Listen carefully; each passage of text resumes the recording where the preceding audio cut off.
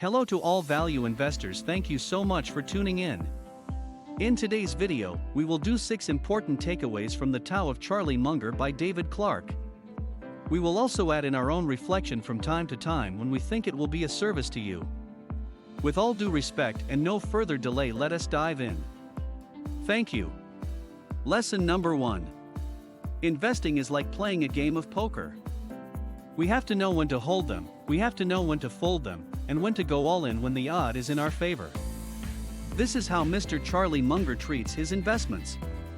During the year 1999, Berkshire must make a tough decision to sell Freddie Mac position because their management was heading the company in a new direction. They were playing the risky game of borrowing in the short term and loan it out to long-term prospects that might not be able to pay back their loans. Well, we all know how that unfolds in 2008 when Freddie Mac must declared bankruptcy during the housing crisis. Therefore, knowing when to fold your card or sell your beloved stock is very crucial in investing. In 1988, Berkshire made the largest single position of all time in their company's history by over $1 billion worth of Coca-Cola shares. This was almost like all in when they saw the opportunity was in their favor. As Mr. Munger mentioned, you should remember that good ideas are rare when the odds are greatly in your favor, bet heavily. To summarize up lesson number 1, treat investing like a poker game. Know when to fold, know when to hold them, and know when to go all in. Lesson number 2. For value investors, we must remember that time is the enemy of mediocre business. Even for a great business, some became obsolete. Take J.C. Penney for an example. This company used to be a great business. It uses to be one of the iconic retailers of America, but still went bust. So just imagine a mediocre business fighting with time. The lesson here is to bet only on great business, and even betting on blue chip stocks, some will face difficulties from time to time. Before we move on to lesson number 3.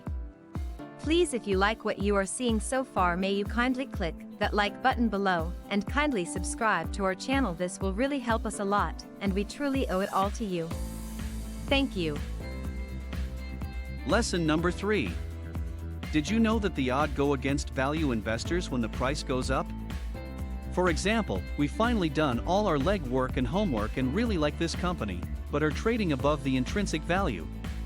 We wanted to buy the company for cheap, not overpriced. Therefore, when prices are going up is not always a good thing for investors. Most importantly, even when the odd go in our favor, we must have the capital to invest. Therefore, during the early day of Berkshire, they always have a minimum of $10 million in cash or T-bill on reserve ready just in case if the opportunity arises. Remember, if you don't have a dime when the odds go in your favor, you ain't going to make a dime. So have some reserve to swing when that opportunity comes. If anyone here would like to have access to free intrinsic value calculators, please visit our site at valuesnip.com for free intrinsic value calculators. Thank you. Lesson number 4. When to know the market is overinflated. To understand when the market is overvalued, we need not be a genius, but we just have to watch what the press say about Berkshire. When the press is negative on Berkshire and saying that they are losing their Midas touch, this is when we know that the market is overvalued.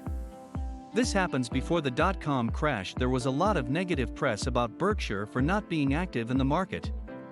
Not long after the bubble burst and Berkshire were able to scoop up value company for under price. Once again, this happened before the house crisis of 2008. There was a little bad publicity about Berkshire for being inactive in the market, and we all know what happened after. So if you want to know if the market is overvalued, check with the news. If the news said Berkshire is being quiet and inactive, this is something to look out for. Lesson number 5. Try looking at the company through the lens of both their saving and not only their earnings. Did you know from a rough estimate Costco saves around $43 million a year by not supplying their customers with plastic bags or paper bags? Sometimes, small little details like this can show us if the management cares about the bottom line of the company or not.